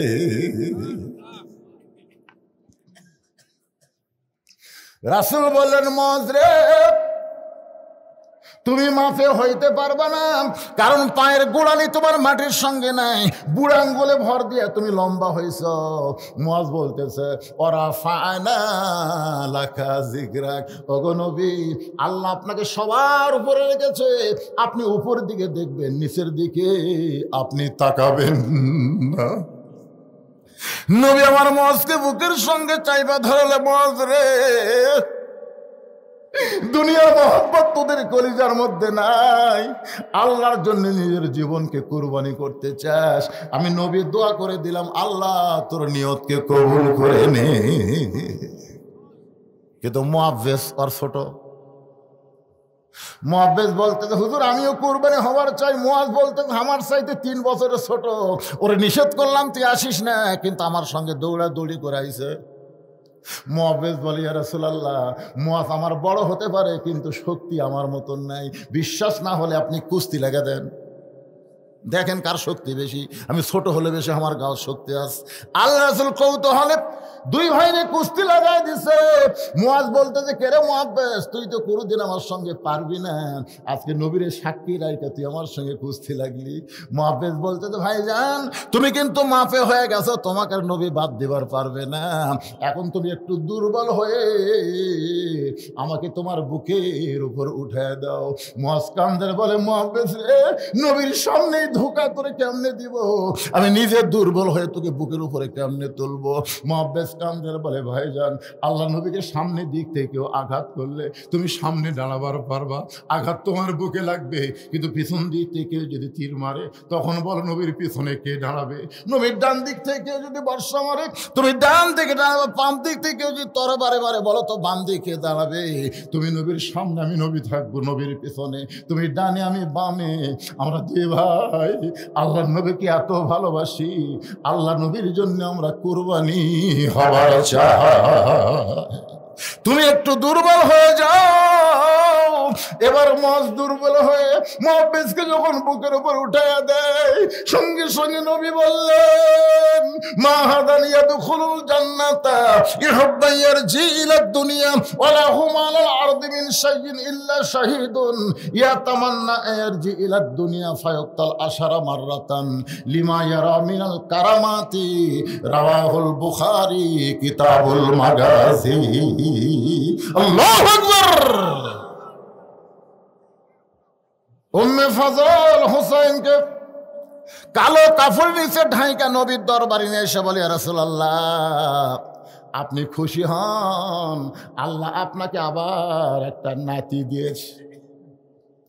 কিছুদিন আগে একজন নাতি হয়েছে, তার নাম হলো হাসান। ধরে কোন তার নাম কি? আবার একটা নাতি। নবী ছোট বাচ্চার মতন কান্না শুরু করে দিলেন। সমস্ত সাহাবীরা চিন্তা করে উম্মে ফজলের কোলের মধ্যেই আছে নবীর নাতি, এখন পর্যন্ত নাতিরে দেখলো না, না দেখেই নবী কেন কান্নাকান্নি শুরু করে দিল। কিছু কিছু সাহাবী মনে মনে চিন্তা করতেছে প্রথম নাতি হয়েছে, এইবারে হয়তো নাতনি চাইতো। নবী হয়তো মনে করছিল ফাতেমার পেট থেকে একটা নাতনি হোক। তখন তার আল্ট্রাসাউন্ড ছিল না যে সন্তান হওয়ার আগেই দেখবি বেটা না বেটি। কিন্তু নবী কেন কাঁদতেছে সাহাবীরা বুঝবার পারে নাই, মনের মধ্যে নানা রকম ধারণা। কিছুক্ষণ পর নবী দাঁড়ালেন, উম্মে ফজলের কোল থেকে হোসেনকে নিয়ে হোসেন কপালে একটা চুমু দিলেন। চুমু দেওয়ার পরে হোসেনকে আসমানের দিকে উঠায় বললেন, আল্লাহ তাআলা এই গোস্তের টুকরাকে তুমি কুরবানি হিসেবে পছন্দ করেছো। আল্লাহ এই গোস্তের টুকরা হোসেনকে বলতেছে, গোস্তের টুকরাকে তুমি কুরবানি হিসেবে পছন্দ করেছ। সাহাবীরা বলে, ইয়া রাসূলুল্লাহ এইটা কি বললেন? আল্লাহ নবী বললেন, সাহাবীরা রে তোমরা সেদিন থাকবা না, আমি নবীও সেদিন থাকবো না। আমার এই হোসাইন বাতিলের বিরুদ্ধে লড়াই করতে গিয়ে নিজের জীবনকে আল্লাহর জন্য কুরবানি করে দিবে। এখানে কোরবানি মানে গরু খাসি কোরবানি নয়, এখানে কোরবানি অর্থ হলো বাতিলের বিরুদ্ধে হকের পক্ষে আমাদের জীবনকে আল্লাহর রাহে কোরবানি করা লাগবে। দেরি নাই, বাইতুল মুকাদ্দাস ওরা দখল করতে চাচ্ছে। আসলে বাইতুল মুকাদ্দাস কোনোদিন দখল করতে পারবে না, কিন্তু মুসলমানের রক্ত যাবে। কারণ একটা সন্তানের মা হবার গেলে সেই মাকে অনেক রক্ত ত্যাগ করা লাগে। জোরে কোন কথা ঠিক কিনা? আপনি বলেন তো সন্তানের বেহেশত কার পায়ের তলে? কথা কয় না রে, না শাউরের? আপনাকে তো চাল চরিত্র দেখে বোঝা যায় অনেকে বইয়ের ভয়ে, বইয়ের ভয়ে, আল্লাহর ভয় না, বইয়ের ভয়ে। শাশুড়ি আর বউ বসে আছে, ওটি যায় পাঁটা বলতেছে, আম্মা কি সুন্দর ডাক, দেখছেন কি ভদ্র। আম্মা আমি উমরপুর হাটে যাচ্ছি, রনবাগে হাটে যাচ্ছি, আপনি ডাব খাবেন না গ্লুকোজ খাবেন? বউ এখন বলতেছে আমার মাও দুটাই খায়, তুমি কি মনে করো দুটা পারে না? তখন স্বামী বলতেছে আম্মার জন্য দুটাই আনবো, ডাবও আনবি গ্লুকোজ আনবি। এই কথা বলে ব্যাগলে বের হতে দেখে মা খাড়া হয়ে আছে দরজা। এখন মাকে দেখে মাথা নিচু করে যাচ্ছে। মা বলে কেরে? আমি দরজাত খাড়াই আছি, তুই আমার দিকে শরম পালি নাকি? মাথা নিচু করিস। রাসূল বলেছে মায়ের মুখের দিকে মহব্বতের তাকালে আল্লাহ তার আমল নামায় একটা কবুল হজের সওয়াব দেয়। জোরে কোন সুবহানাল্লাহ। তুই এক সপ্তাহে 10 টাকার পান কিনা দিছিস, আমার পান ফুরে গেছে, রামবাগা বাজারে গিয়ে আমার জন্য 10 টাকার পান আনি। ছেলে বলতেছে এই জন্যই তো তাকাই না, তুমি খালি খাই খাই করো, এত খাওয়া লাগে তোমার। শাশুড়ির জন্য ডাব গ্লুকোজ আনবে আর মায়ের জন্য পান আনতে পারবে না। এরা আসলে বুঝতেই পারে না মা কি রত্ন। কি বলবো প্রসবের কথা, মা বিনে সেই ব্যথা কেউ তো বুঝিবে না। মাজন ঠেকিয়া সন্তানের দায়, অকালে মা মারা যায়, কেন সে মায়ের ভক্তি করো না। এমন দরদি ভবে কেউ হবে না আমার মা গো। আমি এর আগে যতবার ছিলাম পুরাইছি, আমি মায়ের কথা বলছি, কিন্তু তখন বুঝতে পারি নাই 23 সালের ডিসেম্বরের 25 তারিখে আমার মা যখন দুনিয়া থেকে বিদায় নিল রে। এরপরে যতবার আমি মা শব্দ উচ্চারণ করি, আমি বুঝতে পারি আমার কেউ আর দুনিয়াতে না। 18 সালে আমার বাবা মারা গেছে, আর 23 সালে আমার মা মারা গেল। এখন আমার দুনিয়াতে কেউ নাই। আমার একটা নাতি আছে, আমার মা বসে আছে, নাতি আমার মায়ের সামনে আমাকে বুড়া কইছে। যে বুড়া কইছে আমি তাকায় দেখি মার 2 চোখ দিয়ে দর দর করে পানি পড়তেছে। আমি দৌড়ে গিয়ে বললাম মা তুমি কান্দো কেন? মা বলে আমার সামনে আমার ছেলেকে বুড়া বলবে। আমি মা জীবিত আছি আর আমার সামনে আমার ছেলেকে বুড়া বলবে। আমি আমার নাতিকে বললাম ভাই আমার মায়ের সামনে আমার বুড়া বললাম, আমার মার কলিজায় বড় কষ্ট লাগে। কারণ মা জান আমি তার সন্তান, এই দরজার মারে দেখতে পারো না। এই মারে কষ্ট দাও, বাবারে কষ্ট দাও, তোমার একটা ইবাদত আল্লাহর দরবারে কবুল হবে না। যদি জান্নাতে যাবার চাও মায়ের পায়ের তলে জান্নাত খুঁজতে হবে। সেই মা সন্তান নিবার গেলে কত কষ্ট। আগে রক্তের বন্যা বই, সন্তানকে যখন টেনে টেনে বের করতেছে মায়ের রক্ত দিয়া ঘরের মাজা ভিজা যায়। মা মরে যাবে, গলার দড়ি দিবে, বিষ খাবে। এই প্রসব বেদনা সহ্য করতে পারে না। দাদি নানি ঠান্ডা পানির মধ্যে কাপড় ভেজায় কপালে দিয়ে বলে কান্দিস না রে, কান্দিস না, মা হবি। মা হবার গেলে এমন কষ্ট তোকে সহ্য করা লাগবে, একটু ধৈর্য ধর। মা দাঁতের উপর দাঁত ধৈর্য ধরেছে। অনেক রক্তের পরে সন্তান দুনিয়াতে আইছে। ওই সন্তান গোসল করে যখন মায়ের বুকের উপরে দেয়, মা জিহ্বা বের করে সন্তানকে মুখের কাছে নিয়ে চুমা খায়। দাদি নানি তিরস্কার করে বলে এর জন্য গলার দড়ি দিবার চাইলি, বিষ খাবার চাইলি, তারে আবার চুমা খাস কেন? মা বলে রক্তের বিনিময়ে এমন কলিজার টুকরা আমি বুকের উপর পাবো এটা কখনোই কল্পনা করিনি। আজকে যদি ফিলিস্তিনের মুসলমান রক্ত না দেয়, পৃথিবীর মুসলমান যদি রক্ত না দেয়, তাহলে বাইতুল মুকাদ্দাস মুসলমানের বিজয় হবে না। অবশ্যই মুসলমান জীবন দিবে, বাইতুল মুকাদ্দাস ইহুদি কোনোদিন দখল নিবার পারবে না। ওই বাইতুল মুকাদ্দাসের ভিতর দিয়ে ইমাম মেহেদী আলাইহিস সালামকে আল্লাহ পাঠাবে। ওখান থেকে ঈসা আলাইহিস সালাম আসবে দুনিয়ায় আমাদেরকে জীবন দেওয়ার মতন, হকের পক্ষে কুরবানি দেওয়ার মতন ইমান তৈরি করা লাগবে ভাই। আর সময় নাই। বাংলাদেশের পরিবেশ পরিস্থিতি দেখেই বোঝা যায় মানুষ কিন্তু আজরাইল ধরার চিন্তা করে না, পুলিশ ধরার চিন্তা করে। যখন মুসলমানের কলিজা থেকে আজরাইল ধরার চিন্তা যাবে, চলে যাবে, পুলিশ ধরার চিন্তা হবে, তখন বুঝবেন সে মুসলমান নাম নিয়ে আছে কিন্তু আল্লাহর জন্য নিজের জীবন কুরবানি দিবার পারবে না। এই জীবনের মালিক কে? মৃত্যুর মালিক কে? এখানে 4টা বিষয় আর 5টা দলের জন্য আল্লাহর জান্নাত আশা করে আছে। তার মধ্যে 1 নম্বর দল হলো তালিয়াল কোরআন, যারা কোরআনের দল করবে। শুধু কোরআনের ওয়াজ শুনলে হবে না, এই কোরআনের দল করা লাগবে। কারা কারা কোরআনের দল করবেন? 2 হাত তোলা, আল্লাহকে একটু দেখান তো দেখি।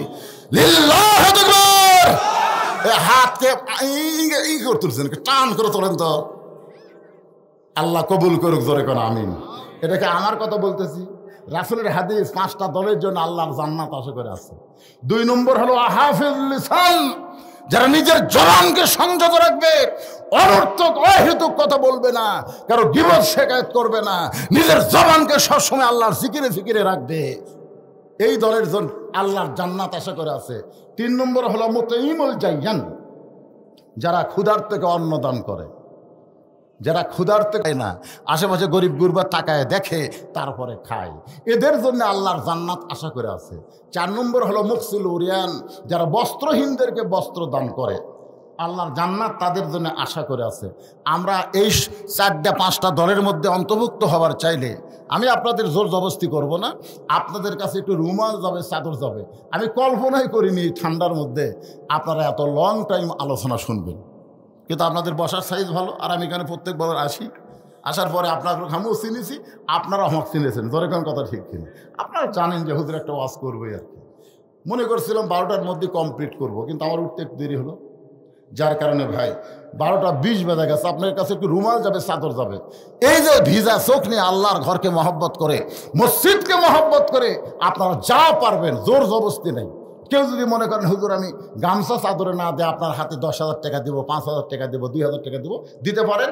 আর গামছা চাদরের মধ্যে দিবেন। মাত্র 10 মিনিটের মধ্যে আমি আলোচনা কমপ্লিট, এই আদায় কমপ্লিট করে আমি আপনাদের মোনাজাত করবো। তাবারক হয়ে গেছে। এই ঠান্ডার দিনে আবার ঠান্ডা তাবারক খাওয়া খুব কষ্ট। প্রত্যেকটা মাহফিলে আমি তো পাগল হয়ে যাচ্ছি বাদান তোমার এই অবস্থা দেখে। প্রত্যেকটা মাহফিলে প্রথম দান এ ছেলেটা করে। আল্লাহ তার মিডিয়াকে বরকতের জন্যে কবুল করো, জোরে কোন আমিন। এবং ইসলামের একজন একানিষ্ঠ খাদেম হিসাবে এই ছেলেকে আল্লাহ কবুল করুক, জোরে কোন আমিন। গতকালের মাহফিলও দিচ্ছে, আজকের মাহফিলও দিচ্ছে, সব জায়গায় ও দৌড়ে এসে 500 টাকা দেয়। আল্লাহ তার এই প্রথম দানকে তুমি জান্নাতের বিনয়ে কবুল করো আল্লাহ। চেয়ারম্যান সাহেব দিয়ে গেছে 4,000 টাকা। চেয়ারম্যান 4,000 কি হয়ে দিল, 5,000 টাকা নিয়ে ফেললেন না? যাক আলহামদুলিল্লাহ, তাও তো দিছে। অনেকে বাকি দিয়ে চলে যায়, তুলবার গেলে ঠেলা আছে। এক মেম্বার সাহেব উনি 2,000 টাকা দান করেছে। আল্লাহ চেয়ারম্যান মেম্বারের দানকে আল্লাহ আপনি কবুল করেন, আল্লাহুম্মা আমিন। কে জামাইয়ের নাম কও? এই গ্রামের জামাই জাকির হোসেন 2,000 টাকা আল্লাহর ঘরের জন্য করছে দান। আল্লাহ তার দানকে কবুল করেন। আল্লাহ নেক নিয়ত থেকে আশা পড়া করেন, জোরে করেন আমিন। এইরকম শোনার পরেও যদি মন না গলে, যদি টাকা না বের হয়, তাহলে কখন বের হবে আপনাকে? কে রে গামছা চাদরের ভিতর ঢোকে না কেন? আমাকে আগেই বলা হয়েছে হুজুর মোটামুটি আদায় আমরা আগেই করছি, দরকার নাই, আপনি বেশি চাপাচাপি করবেন। আমি তো চাপাচাপি করতেছি না, যাই যা পারবে না। যে 500 টাকা একজন আল্লাহর পাগল যে নিয়তে দান করলো, আল্লাহ তোমার ঘরে আল্লাহ নেক নিয়ত নেক আশাকে তুমি কবুল করো, ধরে কোন আমিন। কবুল করো, কবুল করো মোদের কামনা, দানকারীকে দিবেন জান্নাত, আল্লাহ নিরাশ করবেন না। দোয়া করদম, দোয়া করদম বাদার গাহে এলাহি, হায়াত দৌলত এলমে দারাজ। বাচ্চায় তোমাকে আদায় করে কইছে, তখন বসে আছে, শুরু করো। আরো 2জন, একজন না আরো 2জন ডানার, একজন। হ্যাঁ দেন, আপনারা যে যা পারবেন, যে যা পারবেন আল্লাহর রাস্তে দেন, দেন ভাই, যেটাই দিবেন এটাই আল্লাহর রাস্তায় কুরবানি হবে। কুরবানি পকেট থেকে টাকা বার করে গামছার মধ্যে দেওয়া হলো সবচেয়ে বড় কুরবানি। এই টাকাই যদি আপনি দিবার না পারেন, তাহলে জীবন তো আপনি দিবার পারবেন না। কারণ জীবনকে সাজানোর জন্যই তো মানুষ টাকা রাখে। নাম কি বাবা? শিবলু। 1,000 টাকা করছে দান। আল্লাহ শিবলুর দানকে আল্লাহ আপনি কবুল করেন, আল্লাহুম্মা আমিন। কি নাম্বার জানেন? ইয়াকুব মারা গেছে রোহের মাগফিরাতে। 1,000 টাকা করছে দান। আমরা দোয়া করি গভীর রাত্রে, শীতের রাত্রে, ইয়াকুবের কবরকে আল্লাহ জান্নাতের টুকরা বানায় দেন, জোরে কোন আমিন। আপনারা কি বাকি নেবেন নাকি? এই যে বাকি নেবেন তো, বাকি কি ধান টান নেবেন? হ্যাঁ যাই যে বাকি এখানে কাগজ কলম নিয়ে বসে গেছে। যদি কেউ বাকি দিবার চান যে হুজুর এখন টাকা নাই, ঈদ ধান হলে আমি 2 মণ ধান দিব আল্লাহর ঘরে, তাহলে এখানে লিখে দেবার পারেন। আল্লাহ তোমার আর একজন বান্দা 100 টাকা দান করেছে। কি নাম? মোহাম্মদ শহীদুল ইসলাম। লিল্লাহু আকবার। as-সাদকাতু তারুদ্দুল বালা। দান সাদকা করলে ধানের উপর যে বালা মুসিবত আছে না নাই? এই দেখেন ঈদ ধান এখন লাগাবে, তাতে যে শীত শুরু আছে, না রে এই শীতের মধ্যে তো ধান লাগালে খালি ওই যে গোছ দিবে না, গোছই থাকবি, ওটা কবি না। হয়তো কিছুদিন পরে যা দেখুন 17 লাগাল মরে গেছে। ঠিক কিনা বলেন? তা আপনি যদি 1 মণ ধান দেবার চালেন, কোথা থেকে দেবেন? যখনই দিবার চাইছেন তখন আল্লাহ জানে এর উপরে কোনো বালা মুসিবত দেওয়া হবে না, আবারটা যেন সুন্দরভাবে হয়, সেখান থেকে আল্লাহকে যেন এক মন দিবার পারে। যখন আমিন। আপনারা নিয়ত করেন ভাই, বেশি করে দেওয়ার মালিক তো আল্লাহ। আপনি যদি দান না করেন দেখবেন শীষ বাড়াচ্ছে, কি সুন্দর শীষ রে, 10 দিন পরে যায় দেখেন অর্ধেক মরা অর্ধেক জেতা। হায় হায় রে, এখানে মরা শীষ এরকম হয় না, হয় না, কথা কেন হয় কি হয় না।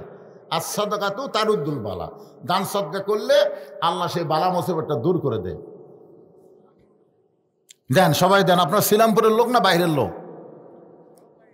আমার সামনে যারা বসে আছেন শ্রীরামপুরের কারা কারা একটু হাত তোলেন তো দেখি। শ্রীরামপুরের গোনা যাবে এবারে, এই ছোট ছোট বাচ্চারা কয়টা এইদিকে। আচ্ছা, আপনারা বাইরের লোক কারা কারা, তারা একটা হাত তোলেন তো, যারা বাইরের লোক। সব লোকই বাইরের। হায় রে গ্রাম, আচ্ছা হাত নামান। তো বাহির থেকে আপনারা অবশ্যই এই গ্রামের কেউ না হন, হয়তো আত্মীয় স্বজন হতে পারেন, 1 মন 2 মন করে ধান লেগে দেন, কি আছে, আল্লাহর ঘরের জন্য দেন, সবাই দেন। লা ইলাহা ইল্লাল্লাহ, লা ইলাহা, লা ইলাহা ইল্লাল্লাহু মুহাম্মাদুর রাসূলুল্লাহ। মসজিদের সভাপতি, সেক্রেটারি, কেশিয়ার, সদস্য, মুসল্লি সবাই দিছে, তাই না? সবাই দিছে, হ্যাঁ হয়ে গেছে তো। খামা খাইতে আবার চাপ দেশ। মাশাআল্লাহ। আসলে মসজিদের দান, মাদ্রাসার দান, গোরস্থানের দান, এগুলা আদায় করার যায় আমি বুঝবার পারি। মসজিদের আদায় আগেই করা লাগে, কারণ মসজিদ যদি আপনি টিন শেড ভাঙ্গা 7 ঢালাই দিবার চান, 1 তলা ভাঙ্গা 2 তলা করবার চান, তখন কিন্তু বাইরের লোকের টেকাতে খুব বেশি হলে শর্ট কেনা যাবে। ধরে কারণ কি কেনা যাবে, এই যে টাকা এরা তুলে আনতেছে, আপনি পারলে গোটা দিয়ে শর্ট কিনে পারবেন, এই টাকাতে কিন্তু মসজিদ হবে না। এই জন্য মসজিদের দান গ্রামের লোকেরাই দিতে হবে। মাদ্রাসার দান আশেপাশের গ্রাম থেকেও দেয়, কারণ সব গ্রামে তো মাদ্রাসা নাই, এই জন্য সব গ্রাম লোক আসে মাদ্রাসা নিজের মনে করে দিয়ে দেয়। আর মসজিদ মনে করে এটা তো হামাকের মসজিদ, ওরকে মসজিদ, এই জন্যে। মাশাআল্লাহ। কি নাম ভাই? এই গ্রামে বাড়ি? এই তো আমি বললাম না, কেউ না কেউ হন আপনারা। বোরহানউদ্দিন 1 মন ধান দান করছে আল্লাহ, বোরহানের দানকে আল্লাহ কবুল করেন। এই গ্রামের বিআই, কি নাম করলো, মজনু সাহেব নাকি, 1000 টাকা দান করেছে। আল্লাহ দানকে কবুল করেন। আল্লাহ নেক নিয়ত নেক আশা পড়াক, আল্লাহুম্মা আমিন। কবুল করো, কবুল করো। জি আব্দুল সাত্তার 1 মন ধান দান করলো। আব্দুল সাত্তারের দানকে আল্লাহ কবুল করেন। আল্লাহ আমাদের মধ্যে বরকত দিয়ে দেন, জোরে কোন আমিন। বাবা অসুস্থ, বাবা সুস্থতার জন্য ছেলে দান করে দিল, আল্লাহ বাবাকে আপনি সুস্থ করে দেন, জোরে কোন আমিন। এই দোয়াটা আমিন কর পারবেন আপনারা? মন খারাপ করে বলতেছে গতকাল আমার বাবা স্ট্রোক করছে, আরে আমরা দোয়া করে দিই আল্লাহ তার বাবাকে পুরোপুরি সুস্থতা দান করুক, জোরে কোন আমিন। এরকম যারা অসুস্থ, বিপদে আছেন, মুসিবতে আছেন, একটু নিয়ত করেন আবাদকে ভালো করার জন্য, আল্লাহর পক্ষ থেকে রেজেক পাওয়ার জন্য একটু নিয়ত করেন। 2-1 মন ধান নিয়ত করে দেন, আল্লাহর রাস্তায় দেন। এখানে না গুনে টোপলা করে নিয়ে যান, এই টেকা গোনার দিকে সব খেয়াল করবি। এটা একটা টোপলা করে সব ঝাল লোক, একটা ব্যাগের মধ্যে নাও। বাবা যারা পিছনে দাঁড়িয়ে আছেন সবাই বসেন, বাবা সবাই বসেন। লা ইলাহা ইল্লাল্লাহ, লা ইলাহা ইল্লাল্লাহ, জোরে লা ইলাহা, লা ইলাহা ইল্লাল্লাহ মুহাম্মাদুর রাসূলুল্লাহ সাল্লাল্লাহু আলাইহি ওয়াসাল্লাম। আমার সভাপতি, আপনি কিছু বলবেন? হ্যাঁ, আমার কিছু আজ বাকি আছে, উনি বলার পরে আমি এই কথাগুলো বলে শেষ করে মনোযোগ করবো। কিছু কথা বাকি আছে, আপনাদের মনে না থাকলে আমার আছে। রনবাগার আব্দুল গফফার সাহেব, আবু বকর 1000 টাকা দান করেছে, আল্লাহ তার দানকে কবুল করেন। আল্লাহ নেক নিয়ত নেক আশা পড়া। এই মাইকওয়ালা ভাই কোথায় গেল রে? দেও সভাপতি সাহেবের বক্তব্যের পরে আমার কিছু কথা আছে, এই কথাগুলো বলবো। মাগরিবের নামাজের পরে কেন সুন্নত নফল নাই, ফজরের নামাজের পরে কেন সুন্নত নফল নাই, শর্টকাটে কথা বলি শেষ করবো, না আগে কথাটা শেষ করবো। আচ্ছা, প্রশ্ন উত্তর পরে হবে। দাও, কি প্রশ্ন বাবা কো? ও আচ্ছা, আসরের নামাজের পরে জানাজা হবে না? না, ও আসরের নামাজ জানাজা হবে। জানাজার তো শেষ দান, আমি কিন্তু শেষ দার কথা বলছি। না, জানাজা নামাজ না, জানাজা হলো দোয়া। জানাজা রুকু নাই, শেষ দাও নাই। আমি বলেছি আসরের নামাজের পরে সূর্য অস্ত যাওয়ার আগে কোনো সেজদা চলবে না। আমি তাই করি না, কাজা আসর আগে পড়লি। জি জি। আসসালামু আলাইকুম।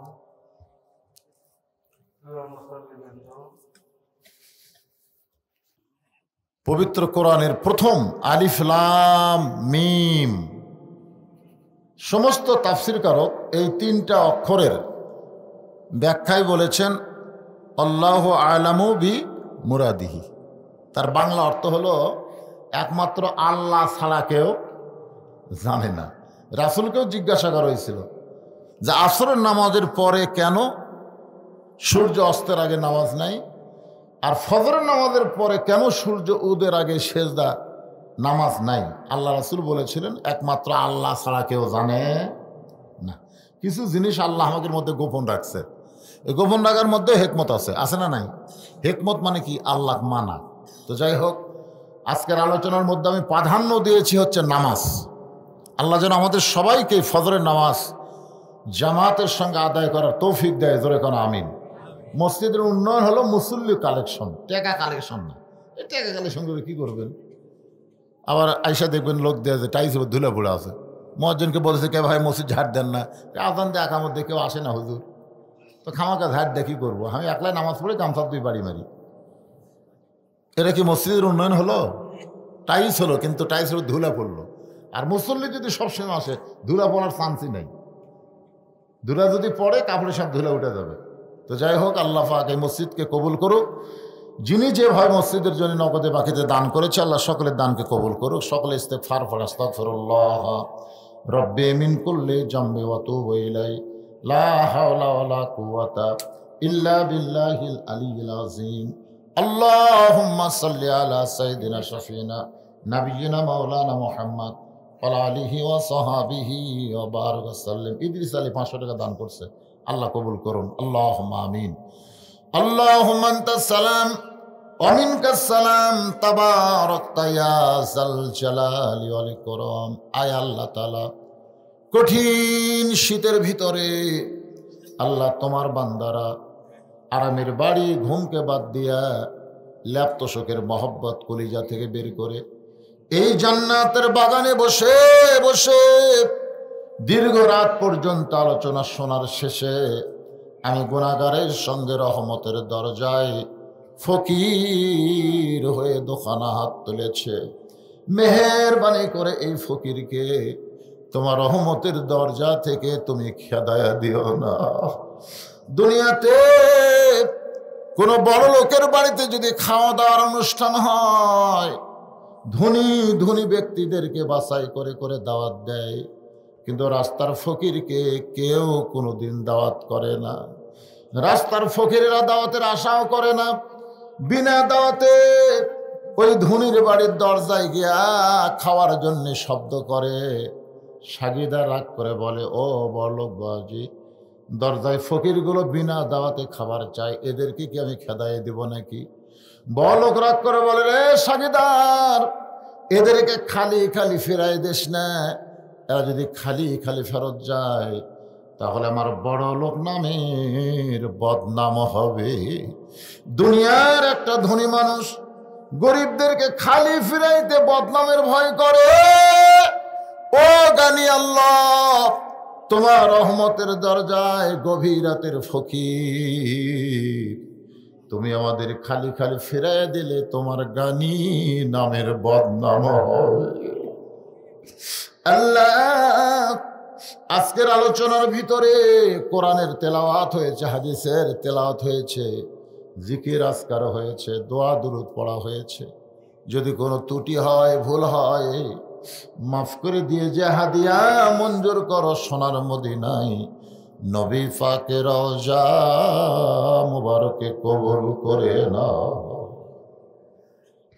তামাম আম্বিয়া কেরাম, আসহাবে কেরাম, উম্মাহাতুল মুমিনিন, শহীদ শহীদান জান্নাতুল বাকি জান্নাতুল মাসহ পৃথিবীর যত গোরস্থানে যত মুর্দা শুয়ে আছে আল্লাহ সকলের আরওয়াহ পরে হাদিয়া কবুল করো আল্লাহ। এই শ্রীরামপুর গোরস্থানে যত মুর্দা শুয়ে আছে আল্লাহ সকলের কবরকে জান্নাতের টুকরা বানিয়ে দাও। আমরা যারা হাত তুলেছি আমাদের মধ্যে অনেকের মা দুঃখিনী দুনিয়াতে জীবিত নাই। এই দরদের মা আজকে যাদের কবরের ঘরে চলে গেল, আমি সহ আমরা যারা মা হারা হয়েছি আল্লাহ মেহেরবানি করে মায়ের কবরটাকে তুমি জান্নাতের টুকরা বানিয়ে দাও আল্লাহ। বাবার বাড়ি ঘর সহায় সম্পত্তি সবই আছে, আমাদেরকে এতিম করে দিয়া যাদের বাবা আজকে কবরের ঘরে চলে গেছে আল্লাহ মেহেরবানি করে বাবার কবরকে জান্নাতের টুকরা বানায় দাও। সকলে জবান খুলে বলেন রব্বির রহমহুমা কামা রব্বায়ানি সগীরা।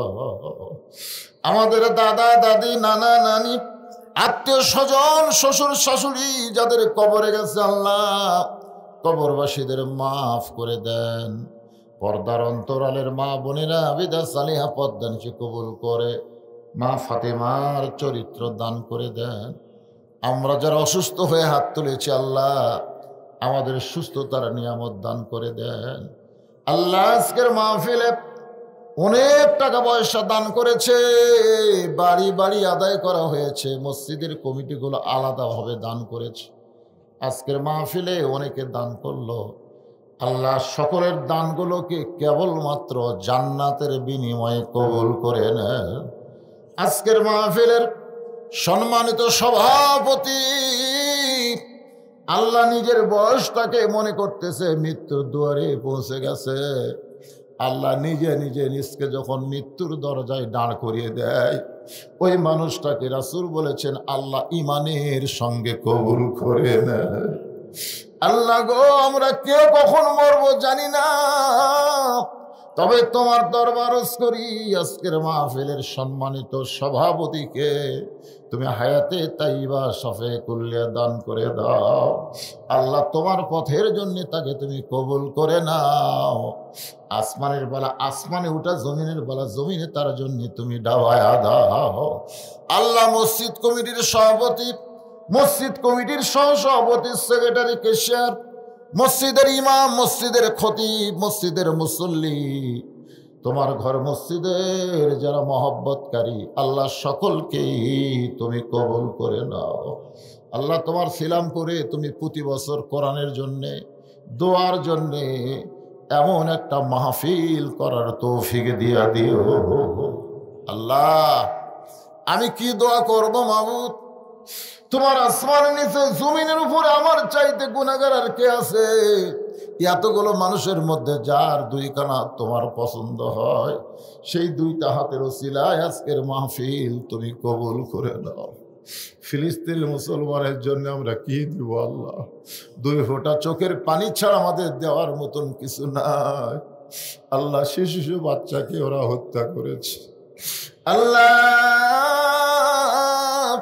তোমার বাইতুল মুকাদ্দাসকে যারা ধ্বংস করতে চায় তুমি তাদের পৃথিবীর মানচিত্র থেকে ধ্বংস করে দাও আল্লাহ।